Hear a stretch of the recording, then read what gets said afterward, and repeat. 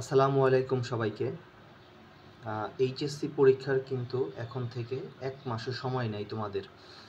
তো আজকের ভিডিওতে আমি এইচএসসি ২৫ যারা আছো তোমাদের জন্য কমপ্লিটিং স্টোরি এর তোমাদের যে ইংরেজি ফার্স্ট পেপার কমপ্লিটিং স্টোরি এর কমপ্লিট একটা আমি সাজেশন দেওয়ার চেষ্টা করব। এই সাজেশনটা যদি তুমি ফলো করতে পারো, তুমি যে বোর্ডেরই হও না কেন, তোমার কিন্তু এইখান থেকে ইনশাআল্লাহ কমন থাকবে।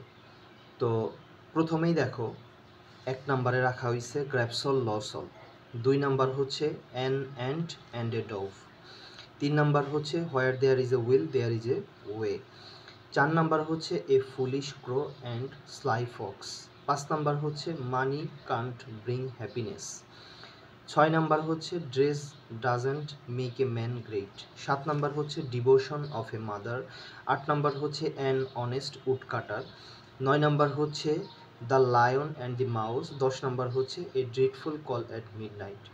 তো এই ১০টা হচ্ছে পড়লেই এনাফ। এইবার কথা হচ্ছে, দেখো শেষে একটা কথা লেখা হয়েছে যে ক্রিয়েটিভ স্টোরি বিগত বোর্ডের সবগুলো দেখবে এবং ধারণা নিবে। এখন তুমি যদি বিগত বছরের কোশ্চেনগুলো অ্যানালাইসিস করো, তুমি দেখতে পারবা যে ৯টা বোর্ডের মধ্যে ৮টা ৯টা বোর্ডের মধ্যে ৩-৪টা বোর্ডে কিন্তু ক্রিয়েটিভ স্টোরি আসে। ক্রিয়েটিভ স্টোরি কোনগুলা?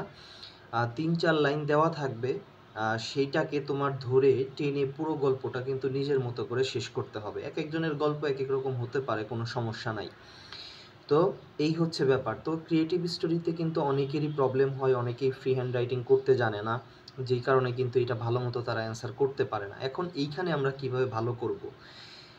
ক্রিয়েটিভ স্টোরি যে কোনো বোর্ডেই আমাদের আসতে পারে। তো ক্রিয়েটিভ স্টোরি পারার জন্যে তুমি যে কাজটা করবা, বিগত ১-২ বছরে যে বোর্ডগুলাতে ক্রিয়েটিভ স্টোরি আমাদের আসছিল, ওই প্রশ্নগুলা তুমি অ্যানালাইসিস করো। তুমি ভালো মতো দেখো যে প্রথমে ২-৩ লাইন যে দেওয়া আছে সেইখান থেকে কিভাবে তারা পুরা গল্পটা লিখছে। হ্যাঁ, এইভাবে তোমরা মুখস্থ করতে হবে না, জাস্ট একটু ধারণা নাও। মুখস্থ করলে আরও ভালো। এরপরে তোমরা ধারণা নাও, একটু নিজেরাও একটু লেখো, বোঝার চেষ্টা করো। তো এইভাবে নিজেদের মতো করে একটু চেষ্টা করো। ক্রিয়েটিভ স্টোরি কমন দেওয়ার মতো কিছু নয়, জাস্ট বিগত বছরের প্রশ্নগুলো দেখে তোমরা ধারণা নিতে পারো। তো এই হচ্ছে তোমাদের স্টোরি এর কমপ্লিট একটা সাজেশন। ইনশাল্লাহ তুমি যে বোর্ডেরই হও না কেন, এটা যদি শেষ করতে পারো এই 10টা, এবং ওইখান থেকে যদি আরও 4-5টা পড়ো, তাহলে কিন্তু ইনশাল্লাহ তোমার কমন থাকবে। তো আজকের ভিডিওটা এই পর্যন্তই। ধারাবাহিকভাবে প্রত্যেকটা টপিকেরই কিন্তু সাজেশন আমার এই চ্যানেলে দেওয়া হবে। সবাই ভালো থাকো, সুস্থ থাকো। আসসালামু আলাইকুম।